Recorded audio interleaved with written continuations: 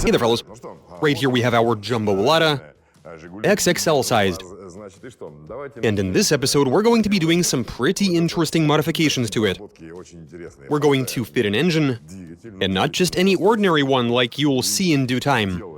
Sort the interior, which is also going to be unusual. Let's do this.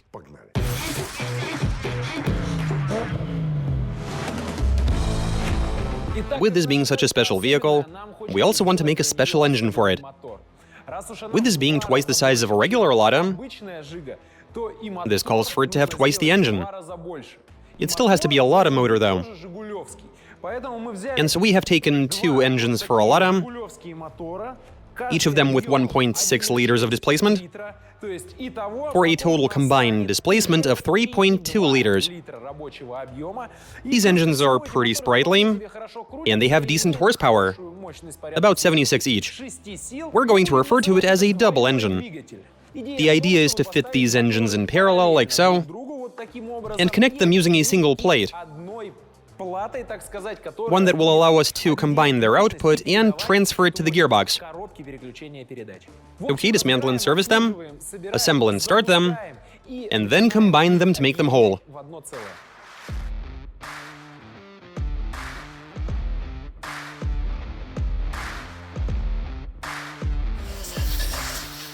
Both engines have been prepared to be combined into one. They're fully assembled, the carburetors are in place. They've been diagnosed, they're happy to start. They both run well. The plate goes like this, and then goes down to where it'll be secured. As long as the plate is thick enough and we reinforce it with some ribs, then even one plate should be enough to secure the lower gear.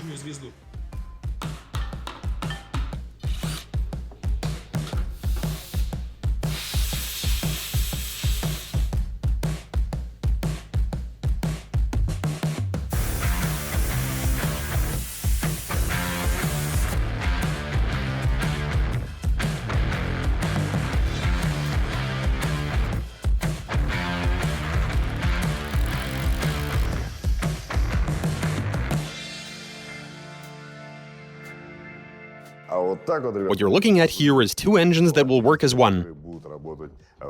Here we have them placed inside a frame. The purpose of the frame being to make it easier to fit this powertrain to the car itself. We've connected the two engines using a special plate, so the two engines are also joined with each other. And very securely, too, I might add. Like, very tightly connected. Okay, now we're going to do a few more modifications and get this assembly into the engine bay. Let's go.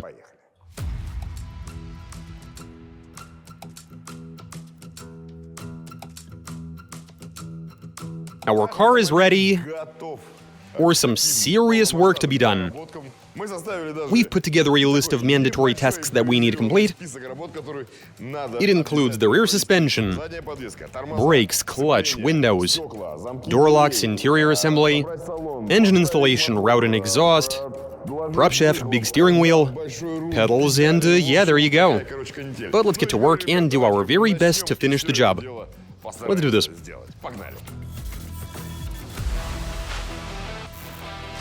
And now we'll be working on the rear suspension. The axle is done. It's based on the stock one for a Lada.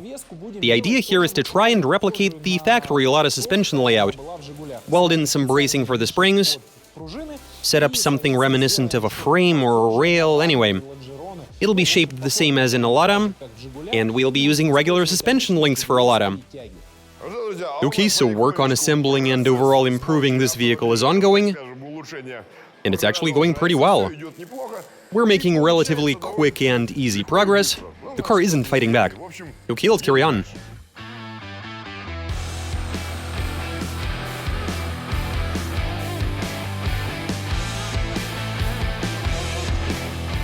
With the car being this big, the interior also needs to be big. We were considering what we can use as seats, and the first thing that came to mind is living room furniture.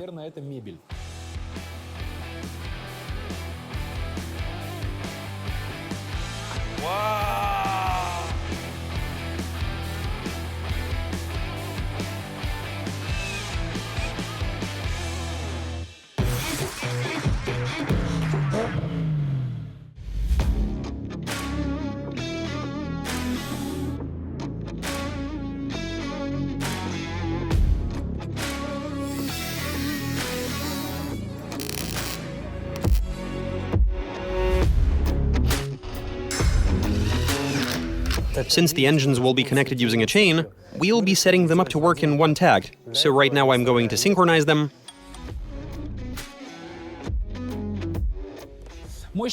In factory form, each of these engines puts out 76 horsepower, and we're using this motorcycle chain and some sprockets to combine the power and torque of these two engines.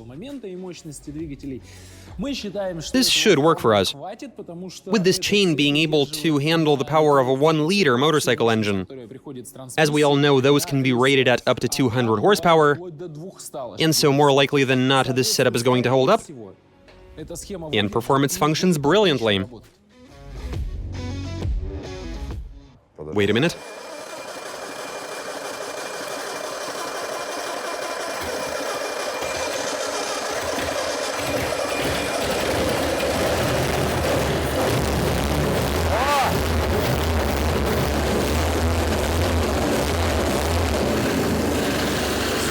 This thing is a beast.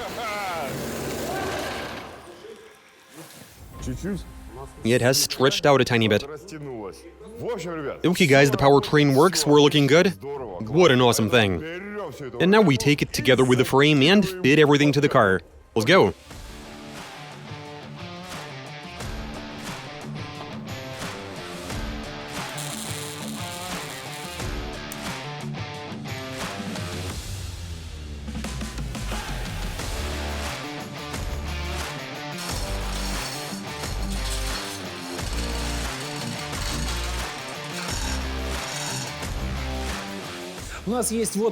Here we have a gearbox for a Lada that we've already modified. We have fitted a steel plate to it. Inside we have a flywheel, the clutch, and everything else you need.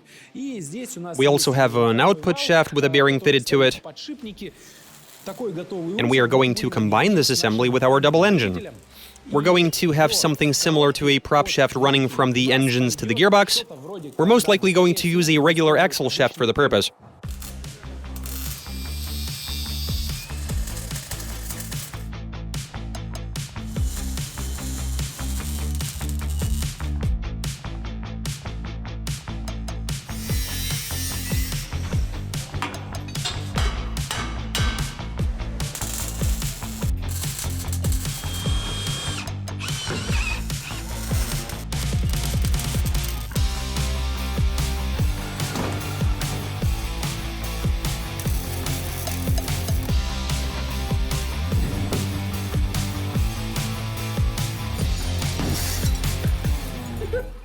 Check this out, guys.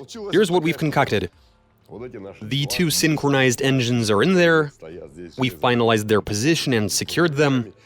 You'll recall that they're in a cage, so that's all good. As for the gearbox, well, since we have supersized everything, the transmission moved into the cabin to make changing gears easier. The engine and gearbox are connected with an axle shaft going from one of the two engines. It'll set the input shaft into motion. And I don't even know what else to tell you, honestly. I mean, you've seen everything coming together yourselves. Let's go have a look at the interior. That's where things get really interesting. In here, yeah, this is really snazzy. You would have already seen the couch, it is very comfortable. Now, this isn't velour, it's some kind of flock, I guess. Whatever. And it is really nice back here. Especially that thing. It is just so awesome to look at. So soothing. You got a nice living room atmosphere in here. But now let's move to the front. In the front, everything is just terrific. These are pretty much racing bucket seats, just 10 to 15 times more comfortable. Yeah, this is very comfy. You're right, place a cup holder, a kettle, or maybe on this side, I don't know, a magazine table right here. But let's go ahead and start the engines. The two of them. And go for a short drive in this thing. Let's go. Okay, let's try this out. There we go, excellent.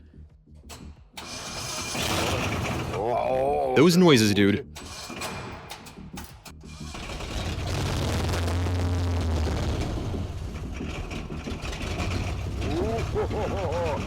We've yet to do the exhaust.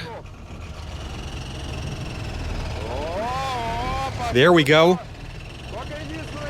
Though I don't really have a feel for the size of this thing. Still getting used to it.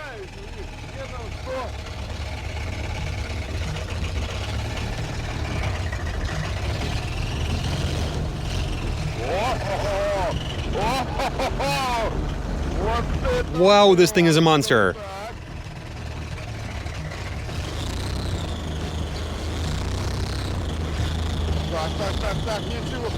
Okay, as long as I don't knock anything over.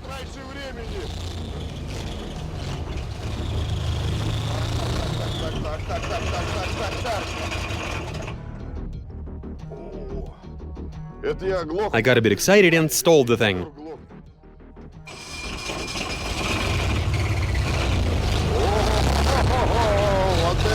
Oh wow, holy cow.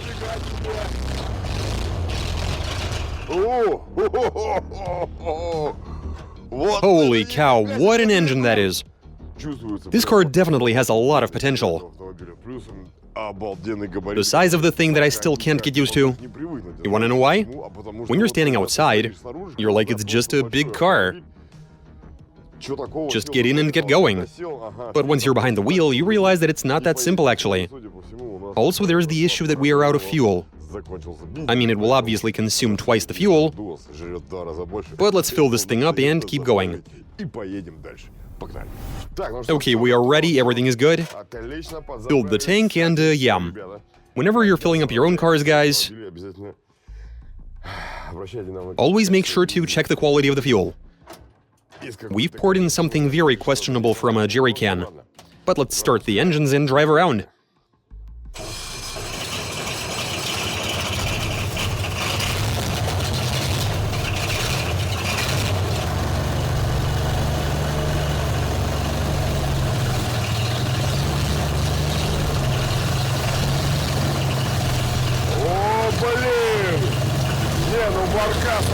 What an enormous thing this is. It is huge.